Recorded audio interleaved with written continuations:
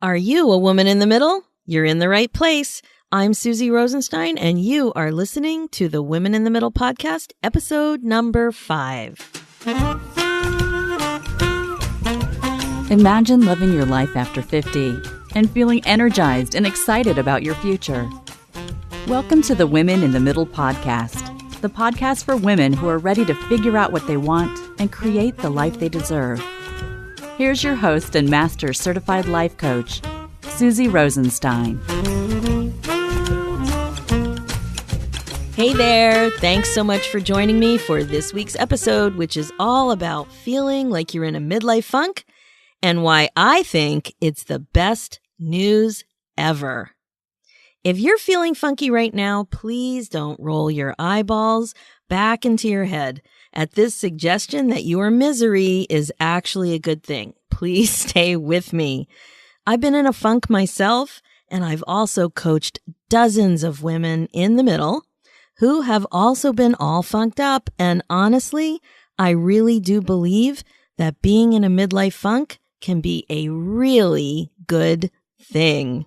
The reason why is because I think a midlife funk is your personal wake-up call for self-care. So that's what we're going to talk about today. But first, let's take a closer look at this whole feeling funky thing in a bit more detail. When I say midlife funk, what I'm getting at is a common midlife phase of feeling like you're off, like you're not yourself. It usually happens somewhere between 40-ish and 60-ish, and a lot of times it's really not about an age, it's more about a phase or a stage. Now, some people it's an age, but in general, based on my research and based on the people I've been talking to for the last few years, it's really somewhere between 40-ish and 50-ish. Now, in the old days, we used to talk about feeling off like it was a midlife crisis. And I found one definition in the British dictionary that I liked.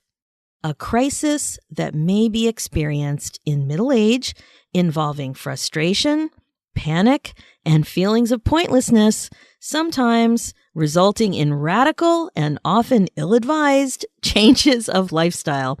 I love that definition.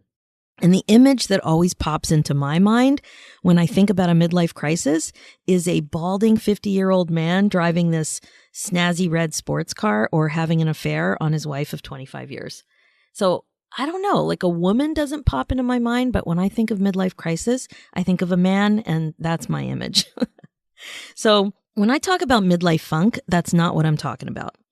I wouldn't call a midlife funk a crisis, but I would call it not being yourself and being keenly aware of it.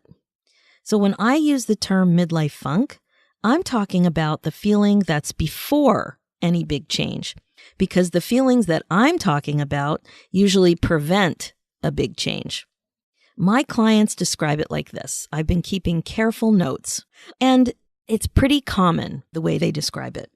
So it's things like this: feeling unsure of what to do, having a hard time making a decision, not having clarity, feeling stuck, like you can't figure things out, feeling like you're searching, looking for answers that you just can't find, feeling confused, feeling overwhelmed, feeling stagnant, feeling like you're wasting time, feeling bored, having a sense that there's more out there for you, sensing that you're ready for some kind of change, but not knowing exactly what it is or how to make it happen. And I have to admit, it took me some time to figure out how to talk about this combination of thoughts and feelings in a way that really made sense and was relatable. Using the words midlife funk seemed to do the trick. When I talk about midlife funk, people totally seem to get it. So like a midlife crisis, a midlife funk can also be found in the dictionary. Merriam-Webster defines being in a funk as being frightened and shrinking back from undertaking action. I think that resonates. What do you think? Becoming frightened and shrinking back from undertaking action. That's what I'm talking about. So most women in a midlife funk are pretty sure that it's not a midlife crisis. In their minds, a crisis seems like it would be bigger, maybe more debilitating, maybe more stressful, with way more emotional turmoil, maybe even depression. And that is not what is going on with a midlife funk. A midlife funk seems to feel more like being temporarily stuck. So while it's probably not crisis worthy, it shouldn't be ignored. Something's going on with you if you're in a funk, and it's different and it's negative. So what's really important to notice is that you're frustrated and sick of feeling like this. Like I said, you are ready for change. If you're feeling funky, you're ready for change. If you only knew what to do. That's the catch. This funk is dragging you down. And when it happened to me, I had no clue what was going on. I was 45 or 46-ish, and it started, I was like bored at work. And there was a lot of reorganization going on at the time where I worked, and I was trying to stay positive and open-minded about it. You know, the direction of my department, it was new, and my job description was changing. And I remember really trying to be positive, like really trying to stay open. But even with my effort, I couldn't ignore the thought that I had a sense that I'd probably been at my job too long, and it wasn't doing it for me anymore. Don't get me wrong, everything about my job looked great on paper, and I continued to have some cool projects. But I had this been there, done that feeling more and more. Like I couldn't shake it as much as I tried. I found myself whining about my career to my friends. I feel kind of bad about it, but it came up a lot. And friend after friend kept suggesting to me that I go back to school, maybe take another look at my education and see what else I could do with it. I would say things like, I just don't know what I want. And I'm afraid to leave my job. I mean, I've got 5 weeks vacation and I have this really great benefits package. Blah, blah, blah. I mean, honestly, it just went on for a long time. What I know now that I didn't know then was the power of my thinking, and that it was my thinking that was keeping me stuck in my midlife funk. I didn't realize that I didn't understand that my thoughts were optional. I didn't realize that I misunderstood what was really going on. When I would say things like this to my friends, that I didn't know what I wanted, I thought I was just sharing the news, that this was the situation and that I was stuck with it. I had absolutely no awareness or understanding that my thoughts were actually creating my results of feeling stuck and confused. Let me explain. When I thought the thought, I don't know what I want, I also felt a feeling. This seemingly innocent thought was actually creating feelings, and they weren't the kind of feelings that I would choose on purpose to get myself out of feeling confused. That's the irony. I felt hopeless. I felt lost. I felt overwhelmed. I felt fearful of making a mistake. And when you feel hopeless, lost, overwhelmed, and afraid, you're not your best motivated self, feeling empowered to conquer the next exciting chapter in your life. And that's what happened to me. So the result that I created for myself was no change, no clarity, no movement. This totally proved my thought that I didn't know what to do. So the more I thought I didn't know what to do, the more I created the result that I didn't know what to do.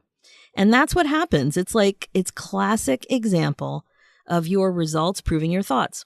You may remember that back in episode 2 of the podcast, I explained exactly how the thought model works. So we have circumstances in the world, things that happen. Then we have thoughts about them. Our thoughts create our emotions or our feelings. And then we behave based on our feelings. We're either resisting or reacting or acting based on how we feel. Whatever we do creates our personal results. So the example that I just talked about is such a great way to see how a seemingly innocent thought like, I just don't know what I want, can create havoc. Seriously. And this thought cycle for me went on for 5 years. 5 years of me feeling stuck. 5 years of me being afraid. 5 years of me investing in worry. 5 years of me thinking about options in a very tepid way.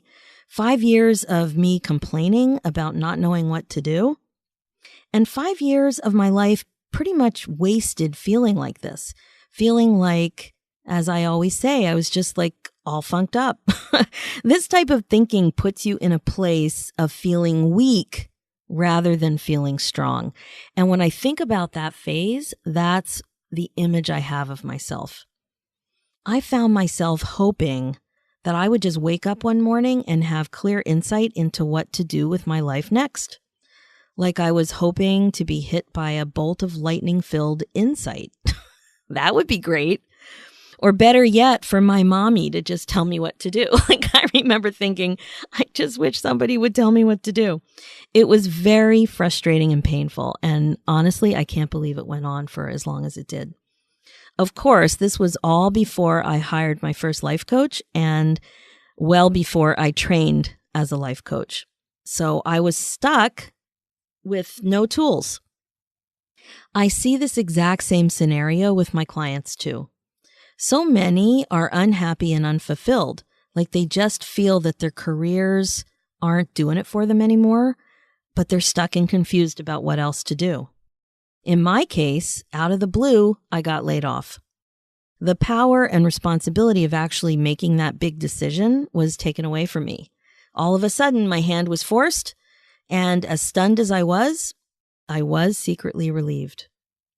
No more excuses about my juicy benefits package, no more excuses about my 5 weeks vacation, and no more excuses about my job preventing me from living this new exciting life that I was afraid to think about. And for my friends, it was a good thing. No more whining about how confused I was about whether or not I should leave this job. I was free to dream. My layoff was a gift that I wasn't able to give myself. And that got me thinking. So my question to you is, what if a midlife funk was the best news ever instead of being a big, giant bowl of overwhelm, fear, and confusion? What if being in a midlife funk was a good thing instead of a bad thing? What if feeling all funky is just your personal wake-up call for self-care? Seriously, think about that. Shifting this concept like this changes everything. There are lots of times in your life, I'm sure you can remember, where something bad ended up turning into something good. Getting laid off in 2013 is a great example of that for me, and I think about it all the time. I also see this with clients who are super bummed about their empty nest. And then because they have more time and money to focus on themselves, they open the door to something new that changes their life. Sometimes it's a surprising thing, but it's hard to deny. Midlife transition can be one of those times in your life when things can look bad, but they're actually good.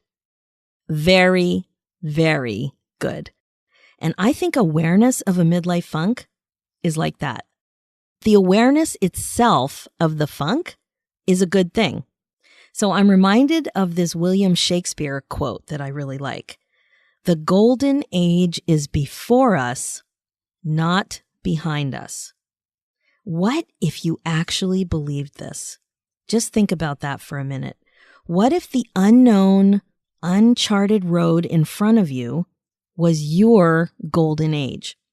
What if there was no stigma about turning 50?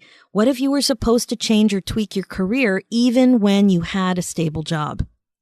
What if you looked forward to change rather than feared it? Once you're onto yourself, you can take the time to notice what you're thinking. Even now that you're thinking about all of this that I just mentioned, even for just a few uninterrupted minutes, I'm sure you'll notice that you have some thoughts that are not in line with this suggestion. We're so conditioned to think that aging and confusion about what you want diminishes you somehow. Somehow it's bad, that it can make matters worse. Now, I know confusion is often a negative thing associated with aging, but that's not what I mean. And don't get me wrong, I'm not suggesting, even for a second, that ageism doesn't exist. But what I am suggesting is that your own beliefs about your age and your ability and your opportunity is 100% up to you, not the media, not your own corporate culture, not your kids. What you think about being a woman in the middle is all in your mind. It's all what you make it mean. And my friends, it would be a whole different ballgame if being up to your ears in a midlife funk was believed to be a good thing. I guess the extreme for this idea would be like if there were a coming to age sort of a celebration for those of us in a funk. So can you imagine this? If funked up and fabulous at 50 parties were cropping up all over the place, so frustration and confusion would be expected, the same way that we expect a young mother or a young soon-to-be mother not to know much about changing diapers at her baby shower, or the way that we expect a 13-year-old boy's voice to crack at his bar mitzvah. It would just be expected as normal. When you're funked up and fabulous at 50, something would only be wrong when you didn't press the pause button and reconsider your priorities at this age, not when you did. So like I was saying, this concept is a little hard to get your head around because the way we think about being in a funk is bad, like something's gone terribly wrong. And usually when it happens to you and you're in the middle of a funk, you're not even sure what's going on. It takes some time to figure it out. It's not like you break out in a rash and it's like, oh, there's a rash, something's wrong. That's not what happens. At first, you're just in it, and it's hard to put your finger on what's going on. But when you've been feeling like this for a few months, then you start to have more understanding about what you're feeling. And tuning into those feelings will actually help you figure out the thoughts that are creating them. And that's where you really have to start. With this mindfulness work, awareness has to come first. There's no way around it. You cannot skip awareness. So first, you have to notice your feelings. Something's off. You're not yourself. Then you can take a look at your thinking. Your thinking is creating your feelings. For example, let's take your career.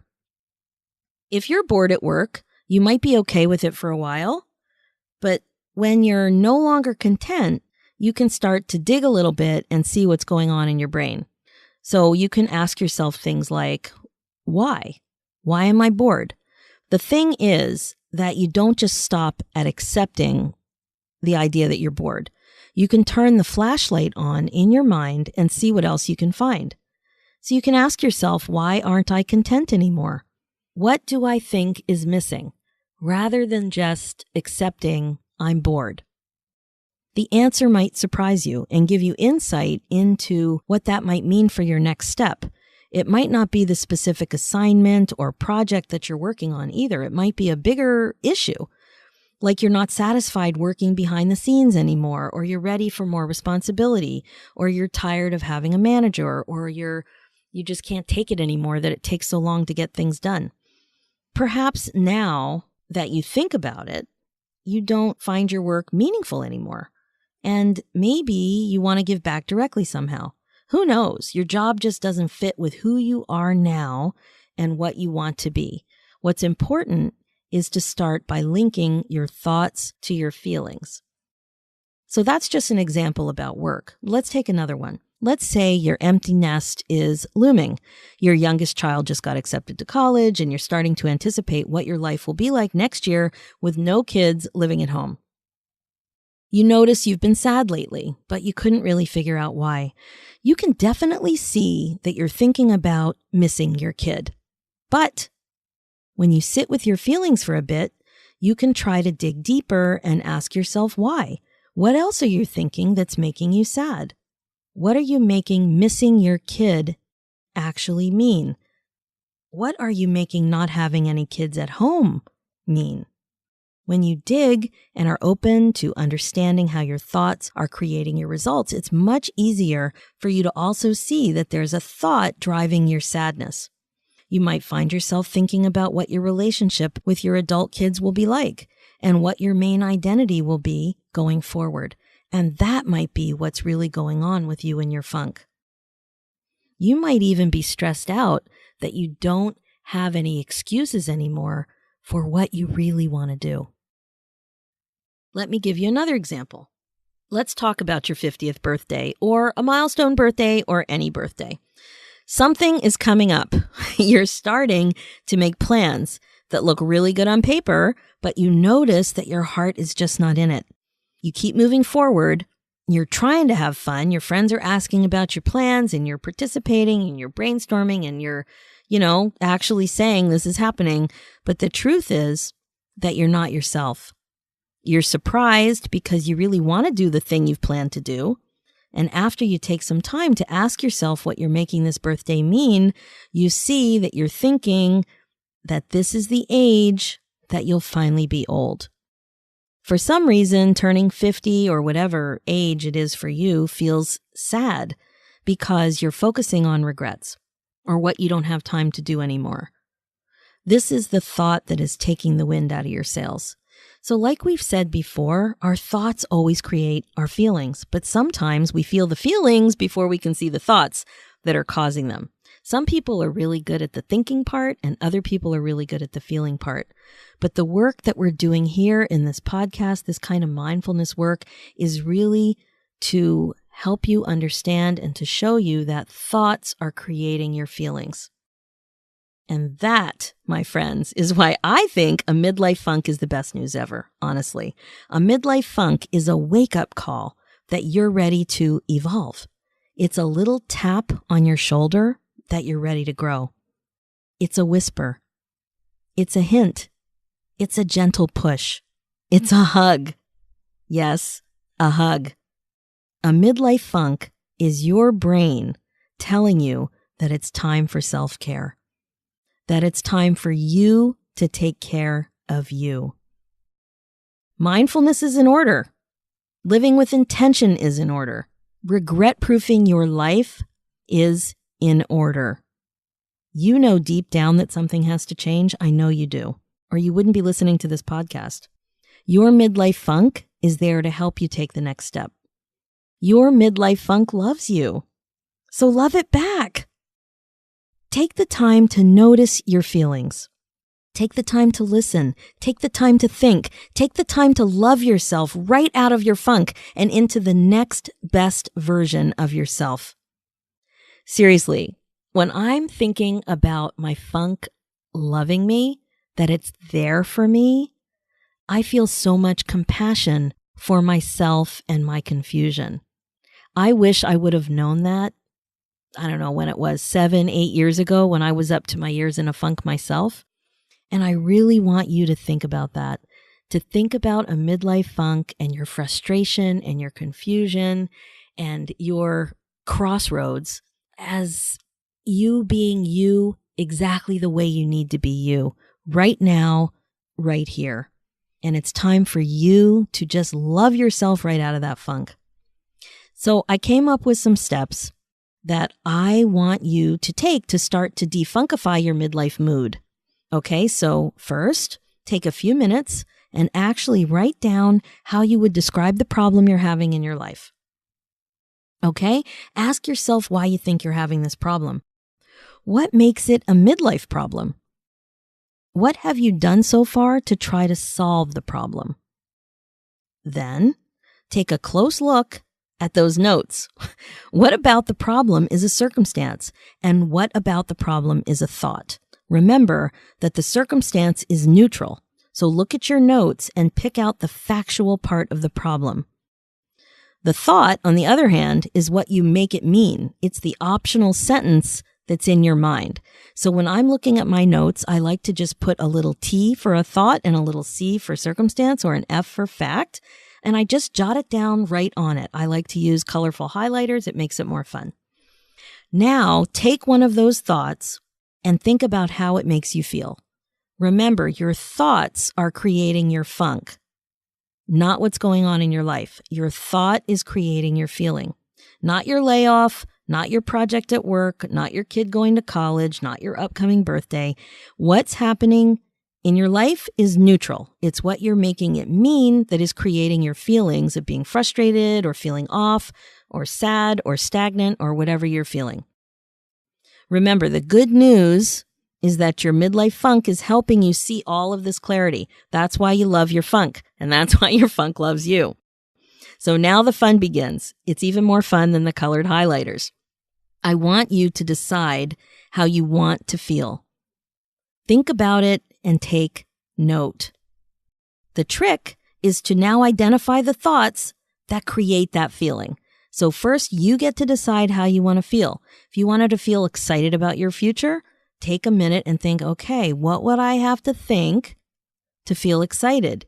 And I'll give you a big hint. It's not what you were thinking, because that is not creating any excitement.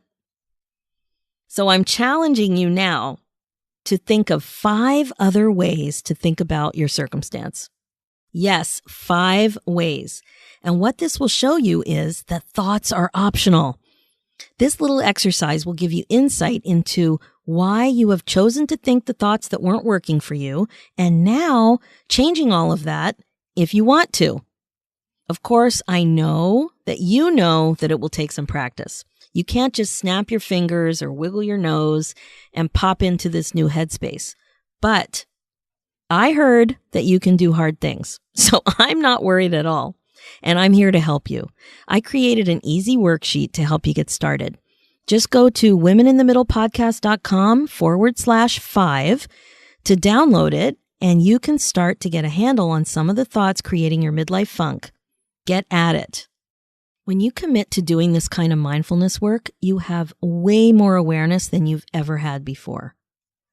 That awareness is the start to you having your own back. That awareness can't be taken away, but your midlife funk totally can. Thanks so much for joining me on this amazing ride. Being a woman in the middle is the best place to be. And that's it for this episode. Feel free to email me about what you discover from doing the awareness worksheet.